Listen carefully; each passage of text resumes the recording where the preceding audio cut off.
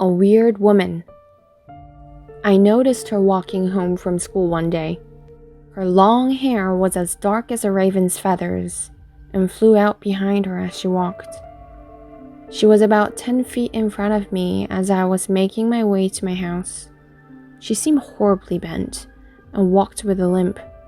I looked around, and seeing no one else around, I watched as she continued to hobble ahead in her slow, painful gait.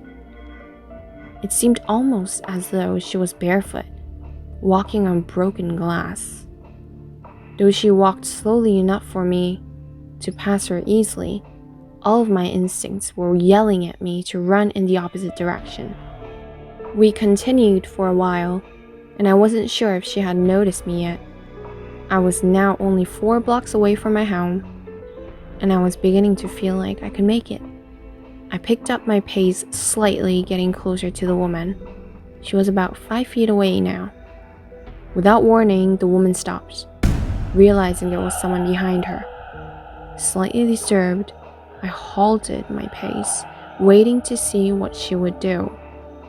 A horrid, grating noise filled the air, and I found myself looking into a horribly disfigured face. Where the eyes would have been were merely dark sockets, and her alabaster skin was stained with blood and purpled with bruising. Her once white clothes and dark hair were stained with blood, grass, and grim. Gnarled arms that looked like they had never been used were twisted against her body, and her malnourished-looking legs were barely visible beneath her pale, flowing skirt. The horrible woman's mouth opened, and an utterly inhuman screech came from it.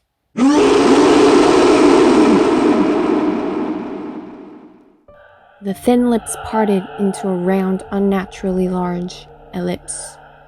With a continued screech, the woman's hand reached out to touch my face. Paralyzed as I was, I could not stop it. The cold, twisted fingers brushed against my cheek and, moving downwards, tightened around my throat. Gasping for air, I was lifted up and held in the air. With a cry that I could not hear, I fell backwards and my head hit the ground. My vision filled with stars.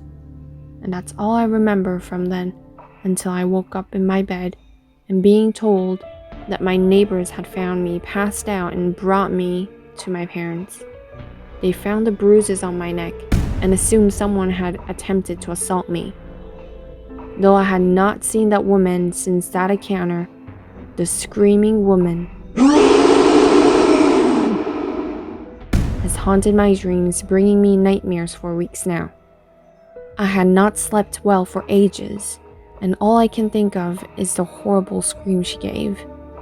If there is one piece of advice I can give to anyone reading this, is that if you see a woman with black hair, a failing gait, and a dress that used to be white, you should run as fast as you can in the opposite direction.